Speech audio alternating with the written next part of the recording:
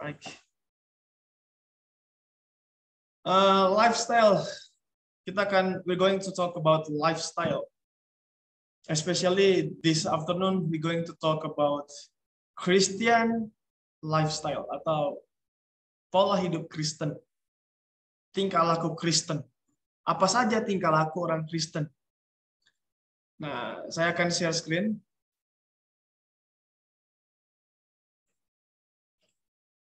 Jadi tolong diperhatikan, singkat saja materi pelajaran saya. Pola hidup orang Kristen atau Christian lifestyle. Ada yang tahu nih, bait suci. Bait suci adalah tempat untuk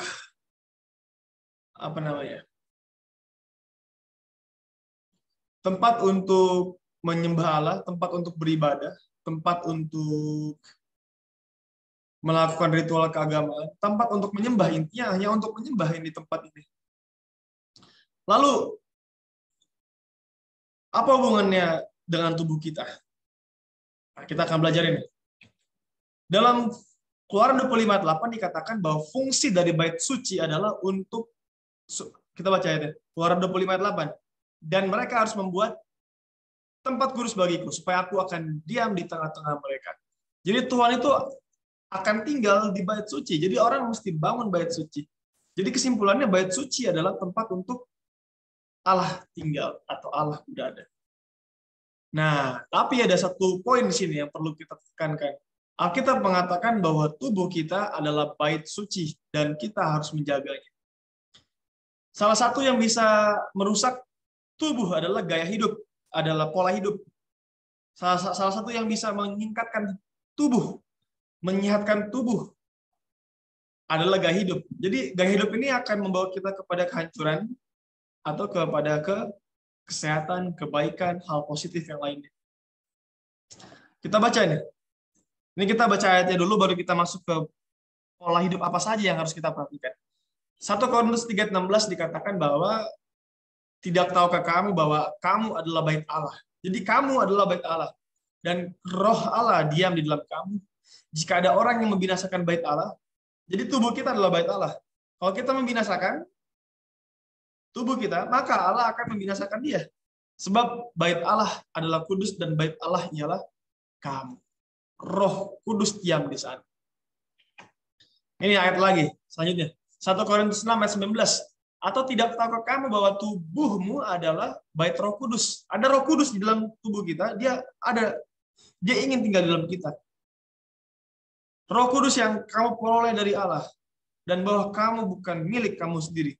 Jadi tubuh kita ini bukan milik kita sendiri. Makanya kalau ada yang bilang, oh tubuh saya ini milik saya, jadi saya mau tato.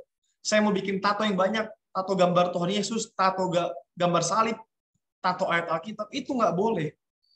Oh saya mau pirangin rambut, saya mau pakai anting panjang banyak. Wah, seakan-akan tubuh ini miliknya sendiri, padahal tubuh ini cuma dikasih dan ada roh Allah diam di dalam tubuh kita. Nah, kita harus perhatikan ini.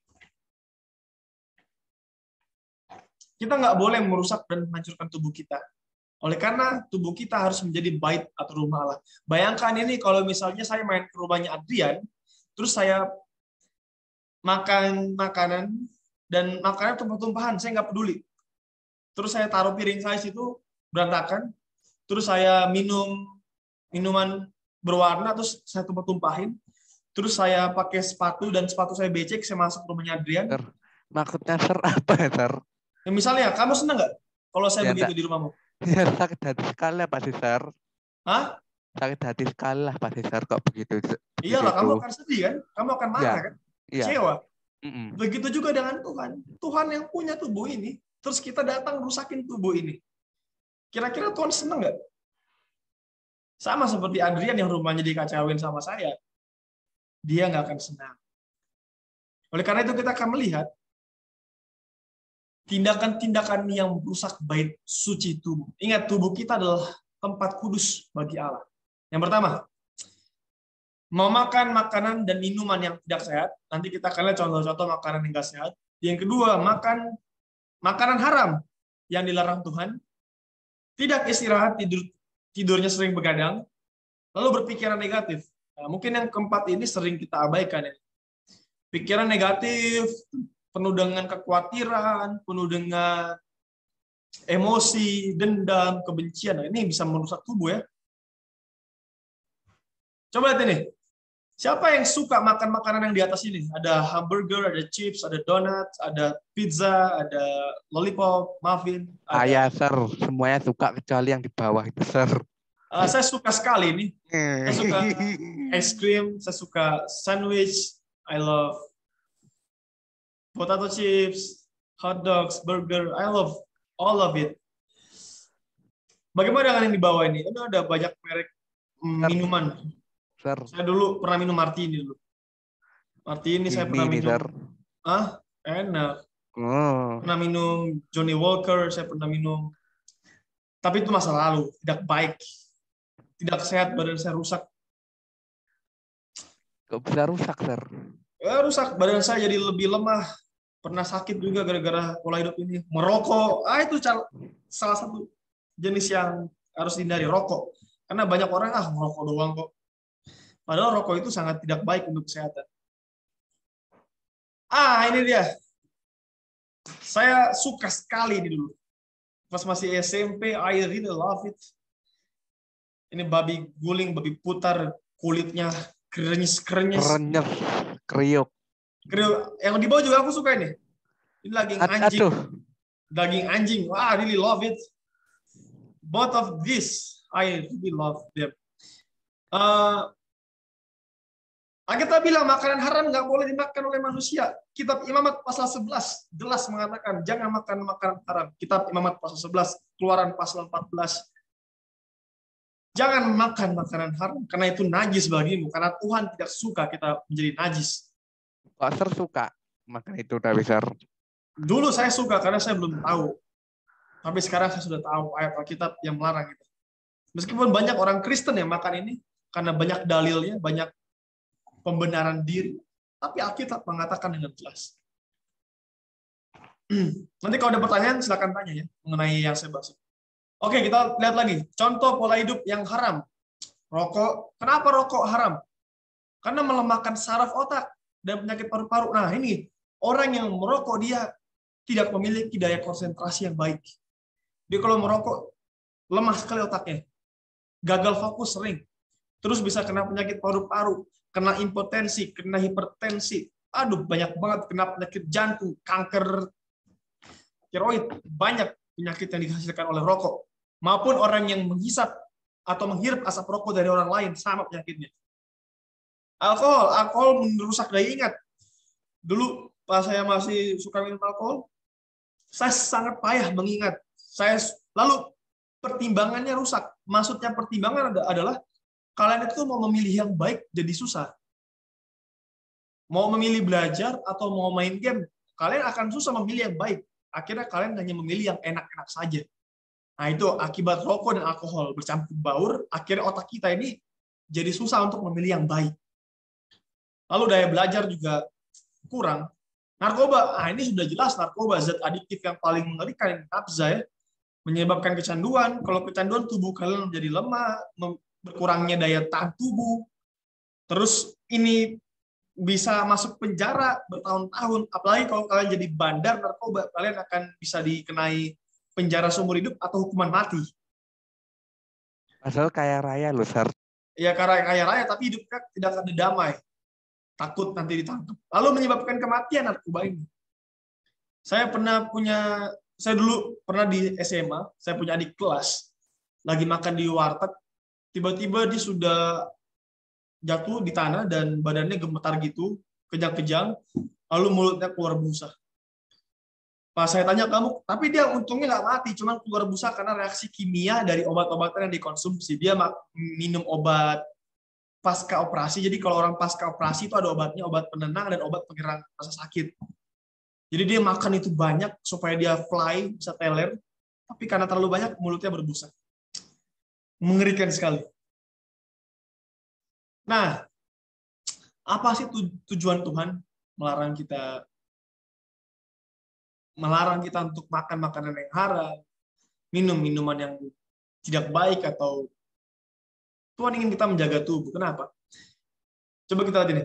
Tuhan juga melarang manusia mengkonsumsi makanan haram dengan tujuan kesehatan. Jadi itu daging anjing, daging babi, daging kodok, daging kepiting, daging lele.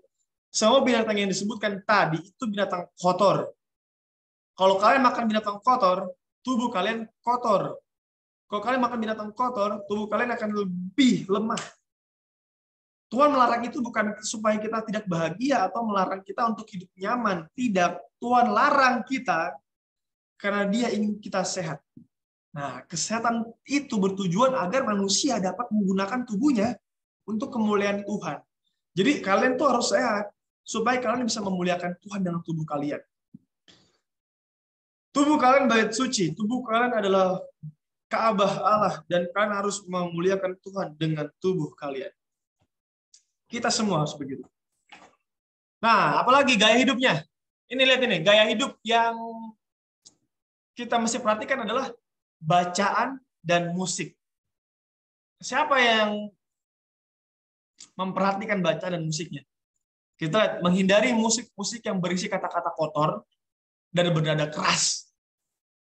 Musik ini, kalian tahu nggak lagu yang kayak gini?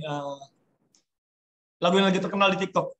A, B, C, D, F, U. Tahu, Sir. F, U itu artinya kata kotor. Oh, ngerti. F, U. Nah, jari tengah itu dinaiki itu F, U. Ya. Lalu selanjutnya F, U to your mother, to your father, to your friends, to your child. Jadi semua keluarganya dikatain F, U, F, U. Itu kata-kata kotor dan sering didengar oleh manusia. Ada lagi lagunya Bruno Mars, tau nggak lagunya Bruno Mars yang yang ini Versace on the floor, ada yang tahu itu? I like your dress but you don't need it anymore. Dibilang I like your dress but you don't need it anymore. Ya aku suka bajumu tapi saya kayaknya nggak perlu pakai baju deh. Itu kan kata-kata kotor yang dimainkan di lagu. Lalu lagunya Let It Go. Kalian tahu lagu Let It Go? Let It Go. Let It Go. Lagunya Frozen ya, Sir? Ya, lagunya Frozen itu. Jadi ada kata-kata turn your back and slam the door. Jadi berpalinglah dan gebrak pintu kalian. Ini lagu pembangkangan, tapi yang dengar anak kecil. Ya kan, turn your back and slam the door. Kalau dinasihatin, kalau kalian nggak suka, slam the door. Gebrak pintu kalian. Gak usah dengar yang lain. Lawan orang tua kalian. Ini lagu anak kecil, tapi isinya ngeri sekali. Nah, terus kita nih sebenarnya harus dengar musik yang di mana? Kita harus memilih musik yang bernada lembut dan menguatkan iman. Nggak harus juga lagu rohani, tapi ya pilihlah lagu yang nadanya lembut, menenangkan hati, liriknya bagus, tidak ada kata seks di sana, tidak ada kata kekerasan, penipuan, pembangkangan, pemberontakan. Ya dasar saja, Sir.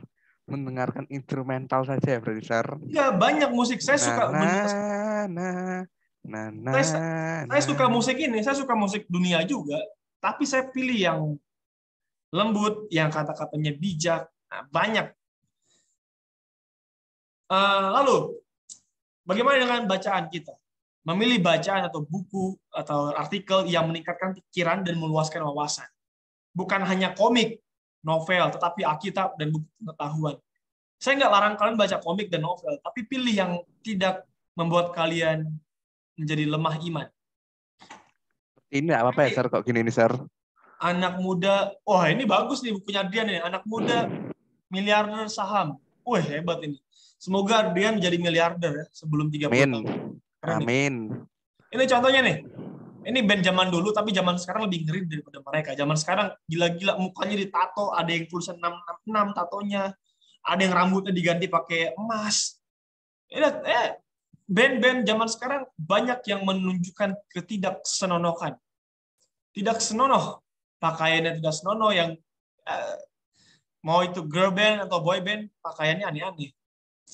Bahkan kalau kalian tahu Nicki Minaj, coba pakaiannya bagaimana? Tahu Miley Cyrus? Ya, saya nggak benci mereka, tapi saya hanya mengomentari pakaian mereka. Enak dilihat atau nggak enak dilihat? Ya, kalau Adrian suka kali. Tapi sebenarnya nggak bagus itu. Nah ini buku nih, saya pernah baca Satanic Bible. Kalian pernah baca Satanic Bible? Jangan dibaca, Enggak, tapi enggak pernah, Sir. saya pernah download PDF-nya Satanic Bible. Sangat unik mereka punya ajaran. Sir, saya mau tanya.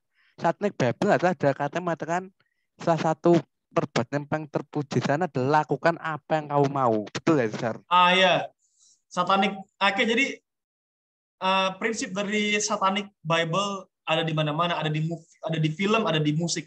Salah satu saya mau kasih tahu ini kalian. Salah satu yang dikatakan oleh gereja setan, coba perhatikan. Salah satu filosofi yang terkenal dari gereja setan adalah do what you want, do what you love and love what you do. Apa artinya itu? Do what you love and love what you do. Apa itu artinya? Coba Lakukan nih. apa yang kamu cintai dan cintai apa yang kamu lakukan. Ah, itu dia. Jadi kalau kamu suka merokok, merokoklah. Kalau kamu sudah merokok, cintailah rokokmu. Kalau kamu suka memberontak, memberontaklah dan cintailah pemberontakanmu. Jadi tidak ada batasan untuk melakukan sesuatu. Suka, lakukan yang kalian suka.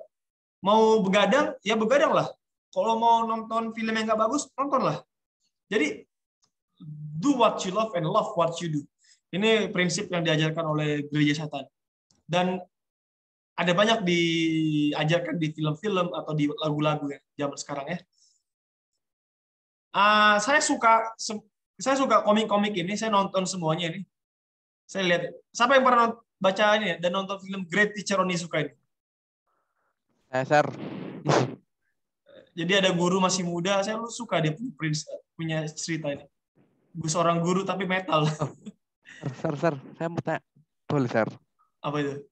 Sir kan dulu pernah cerita di mana namanya di Manado katanya, Sir, waktu orang meninggal lu lagunya lagu rohani tapi orang-orangnya Iya, banyak begitu. Jadi kalau di gitu, Manado itu lagi acara duka, mereka sudah mabuk, tapi lagunya masih lagu rohani, mereka merokok tapi pakai lagu rohani. Ya itu pola hidup yang tidak baik ya.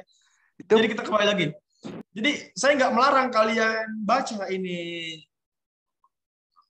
komik atau apa, tapi saya cuma mau menekankan bahwa pola hidup harus yang bagus. Mungkin boleh baca sesekali karena kalian juga masih anak muda, tapi jangan terlalu sering, jangan sampai jadi maniak, jadi kecanduan sama hal-hal seperti ini. Ini hanya kebutuhan tersier yang tidak terlalu penting. Tontonan. Bagaimana dengan tontonan? Setan berusaha merusak pikiran manusia dengan tontonan yang berisikan adegan. Ini dia. Banyak film yang isinya ini. Kekerasan, kejahatan, seksual, kebencian, iri hati, dan lain-lain. Kalian tahu nggak? Film-film yang terkenal di dunia ini pasti ada konten atau unsur dari ini semua. Kalian tahu film Passion of the Christ? Siapa yang pernah nonton film Passion of the Christ? Sir, yang film Yesus itu ya, Sir? Film Yesus, ya, yang pernah masuk di televisi Indonesia dan di box office. Itu film jadi terkenal, tapi apa yang bikin film itu terkenal? Kekerasannya, Sir. Kekerasannya ketika Yesus dihajar. Sebenarnya nggak bagus lihat begitu kan, lihat darah-darah begitu, tapi orang jadi suka karena ada gituannya. Itu kan menghina Allah ya, Sir, namanya, Sir. Iyalah, bukan cuma menghina Allah, tapi itu merusak pikiran kita. Anak kecil lihat film Passion of the Christ, kalau nggak kerusak mentalnya ya punya pemahaman yang salah nanti anak-anak itu nonton. Nah, jadi film tentang seksual, aduh, kartun saja mengajarkan. Nanti saya kasih lihat film yang kartun tapi ini mengajarkan hal yang aneh. Lalu kita harus memilih tontonan yang dapat meningkatkan iman kita dan memuliakan Tuhan. Kita bisa menonton banyak film. Saya pernah nonton film judulnya Breath. Coba nanti kalian bisa cari. Ini bukan film romantis, tapi kisah ini tentang kartun deh, Sir, yang cewek film dari kisah nyata. Orang yang bernapas dengan paru-paru buatan. Tapi istrinya tetap menemani dia sampai tua, dia tetap menemani dia bernapas dengan paru-paru buatan. Film Breath, ada banyak film yang bagus. Ada lagi film judulnya Wonder. Wonder itu seorang anak yang mukanya hancur, cacat, tapi dia punya cita-cita yang luar biasa. Ada banyak film yang bagus tanpa mengandung kekerasan, kejahatan, seksual, kebencian, iri hati, dan lain-lain. Pilihlah tontonan itu. Ini lihat ini.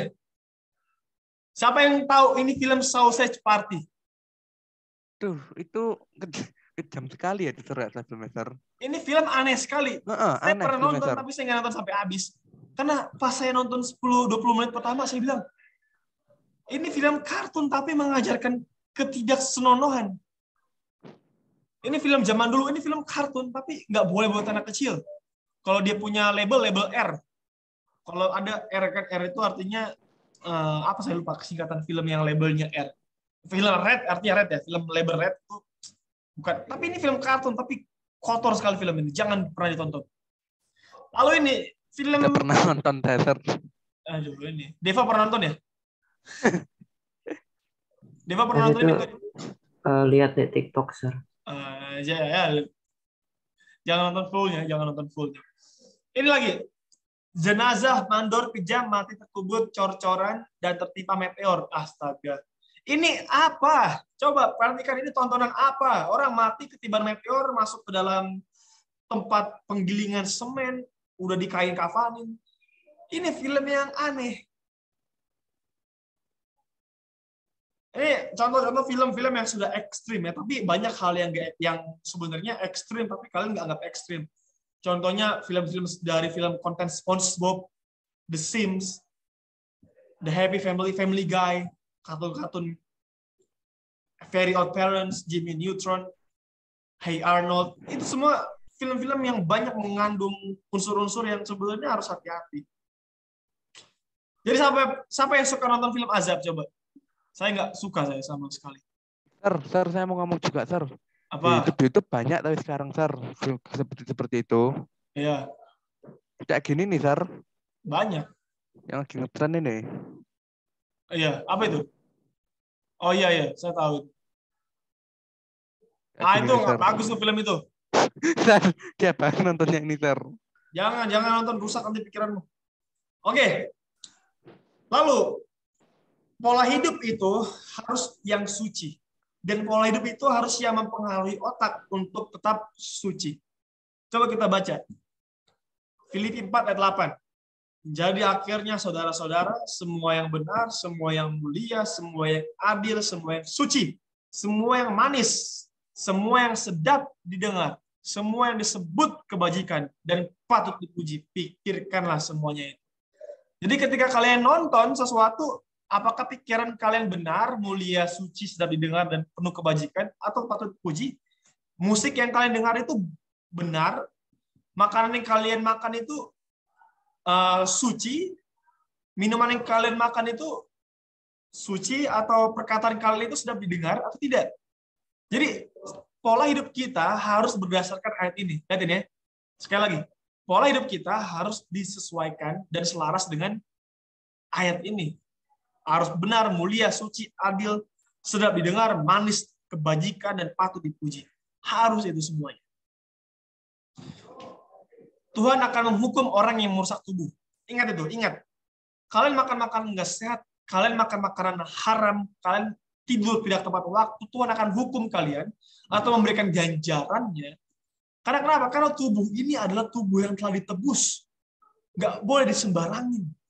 Nanti kalian udah gede terus kalian pasang tato. Ini sangat luar biasa nih.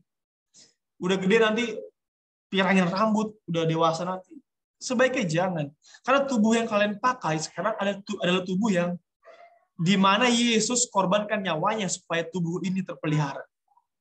Tubuh kalian yang kalian pakai adalah di mana Tuhan telah mati untuk kalian supaya tubuh kalian tetap terpelihara. Ketika tubuh kita sehat, maka kita akan dapat melayani Tuhan dengan lebih baik lagi. Jadi ingat, tujuannya sehat adalah kalian bisa melayani Tuhan. Itu tujuannya. Nggak ada tujuan lain. Kalian bisa melayani Tuhan dengan tubuh yang sehat. Kalau kalian sudah sakit-sakit, bagaimana bisa melayani Tuhan? Banyak orang yang sudah masuk rumah sakit, berdoa-berdoa, Tuhan, tolong sembuhkan saya. Tuhan, tolong, saya mau keluar dari rumah sakit. Berikan saya one last chance, Tuhan. Saya akan melayanimu, saya akan menjadi alatmu, menjadi hambamu. Dia berdoa begitu pas sudah sakit. Pas masih sehat, makan minumnya boba, makan gorengan, Pizza Hut, Starbucks, alkohol, rokok. Sir, gorengan tuh enak, Sir. Enak, tapi jangan terlalu sering. Ntar jadi asam urat dan Kan kolesterol di tinggi. Alkitab kan tidak dilarang makan sayur-sayuran, Sir. Kamu ini, ya sayur. Saya tanya sama kamu, sayur pakai minyak jelantah boleh nggak? Kok minyaknya pakai air fryer gimana, Sir? Iya, makanya itu. Kamu udah tahu Ayo. jawabannya, jangan kasih tes saya.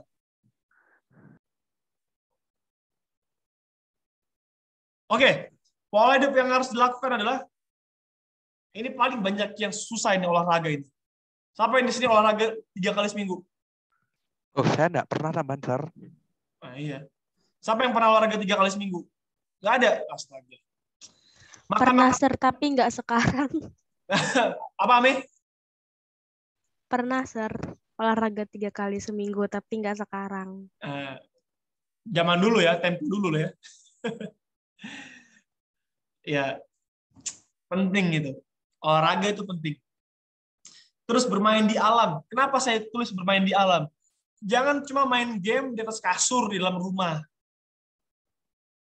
Jangan cuma nonton film drama Korea atau anime, maraton film, nonton Marvel dari episode yang pertama sampai episode terakhir itu Endgame. Jangan. Keluar ke alam, hirup udara segar, kena sinar matahari, jalan kaki, gerakan kalian. Terus, pakaian. Ini gaya hidup ya, pakaian sopan, sederhana, dan rapi. Sudah sopan, sudah rapi, tapi mahal banget. Harganya jutaan. Nah, itu. Sudah rapi, sudah sederhana, tapi nggak sopan. Karena ada belahannya. Belahannya lebar banget. Jadi mesti seimbang.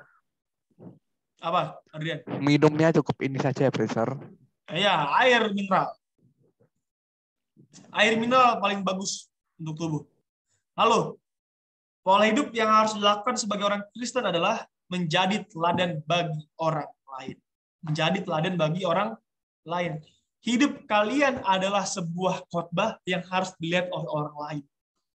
Bukan hanya menyampaikan khotbah, tetapi menjadi khotbah. Bukan hanya memberitakan firman Tuhan, tetapi menjadi firman yang hidup melalui tindakan, perkataan, dan tingkah laku.